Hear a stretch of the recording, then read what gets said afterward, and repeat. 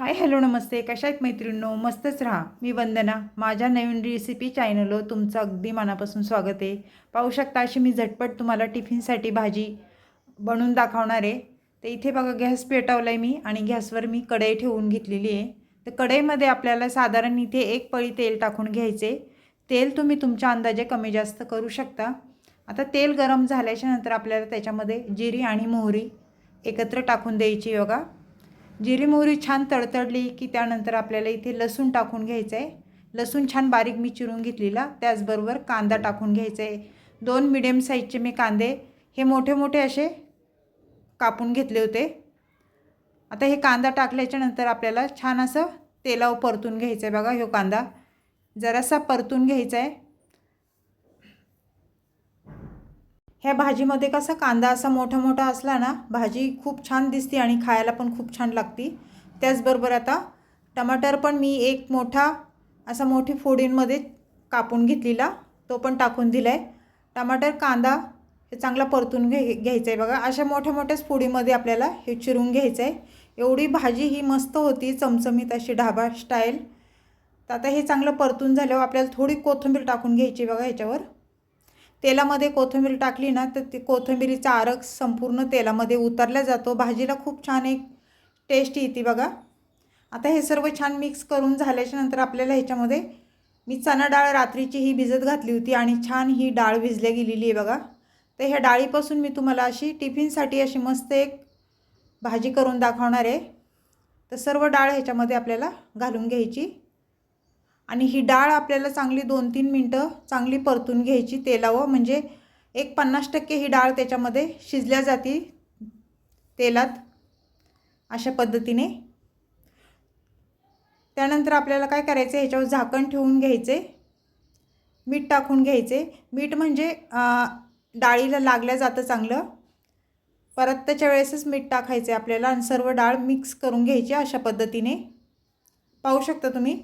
आता आपल्याला नंतर झाकण ठेवायचे बघा एक 2-3 मिनटं आणि मध्ये मध्ये चेक करायचे. तोपर्यंत मैत्रिणींनो चॅनलला कोणी नवीन असेल तर लाईक सबस्क्राईब करायला विसरू नका. छान छान कमेंट करा. व्हिडिओ कुठून पाहताय कमेंट करून नक्कीच सांगा. व्हिडिओ आवडला तर मैत्रिणींना नातेवाईकांना शेअर करा आणि एकदा ही रेसिपी तुम्ही चण्याची टिफिनसाठी नक्कीच करून पहा. खूप झटपट होती आणि टेस्टी एवढीच होती. सगळ्यांना आवडन अशी. आता झाकण खोलून आपण परत डाळ ही छान मिक्स करून घेतलेली आहे बघा. त्यानंतर आपल्याला पुढे काय करायचं आहे ह्याच्यामध्ये हळद टाकून घ्यायची 1 चमचा. हळद टाकून झाल्याच्या नंतर ह्याच्यामध्ये परत आपल्याला मसाले टाकून घ्यायचे आहेत बघा. इथे मी कांदा मसाला घेतलेला आहे 1.5 चमचा.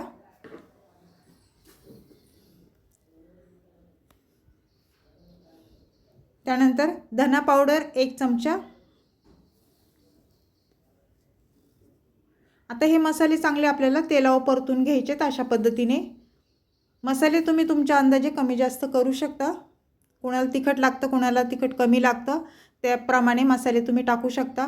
आता हे सर्व छान मिक्स झाल्याच्या नंतर आपल्याला पुढे काय करायचं याच्यामध्ये पाणी टाकून घ्यायचे बघा. कारण ही भाजी आपल्याला ओलसर करायची एकदम सुक्की बनवायची नाही. तर थोडंसं आपण अर्धा ग्लास ह्याच्यामध्ये पाणी टाकून घेतले.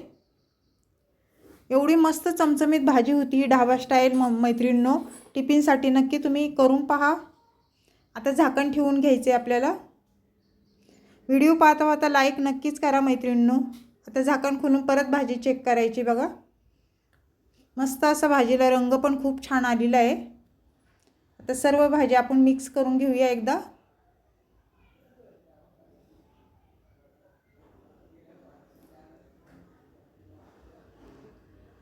कशी डाळ शिजायला बिलकुल पण टाइम लागत नाही. आपण तेलावर ही डाळ एक 2-3 मिनटं छान परतून घेतलेली.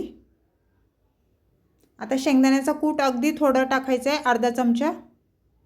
भाजी झाल्याच्या नंतर शेंगदाण्याचा आपल्याला कूट टाकायचं आहे. आता सर्व मिक्स करून घेऊया.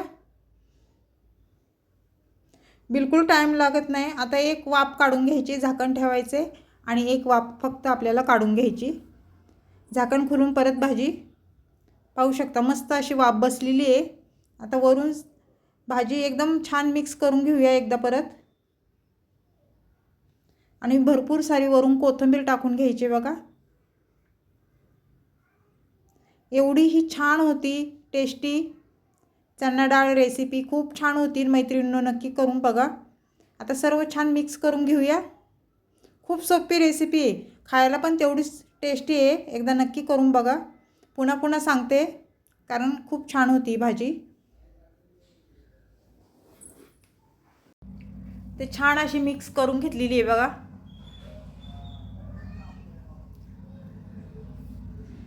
तर मैत्रिणींनो, ही चणा डाळ रेसिपी तुम्हाला कशी वाटली कमेंट बॉक्समध्ये मला लिहून पाठवा. चॅनलला कोणी नवीन असेल तर लाईक सबस्क्राईब करायला विसरू नका. छान छान कमेंट करा. व्हिडिओ कुठून पाहताय कमेंट करून नक्कीच सांगा. व्हिडिओ आवडला तर अशा पद्धतीने नक्कीच तुम्ही करून पहा. मैत्रिणींना नातेवाईकांना शेअर करा आणि झटपट होणारी आहे रेसिपी ही. तर अशीच रेसिपी घेऊन मी पुन्हा हजर होईन. तोपर्यंत सर्वांना बाय मैत्रिणींनो. पुन्हा भेटू आपण दुसऱ्या रेसिपीसोबत. आणि लाईक करायला सबस्क्राईब करायला विसरू नका. तुमचा सपोर्ट असंच राहू दे.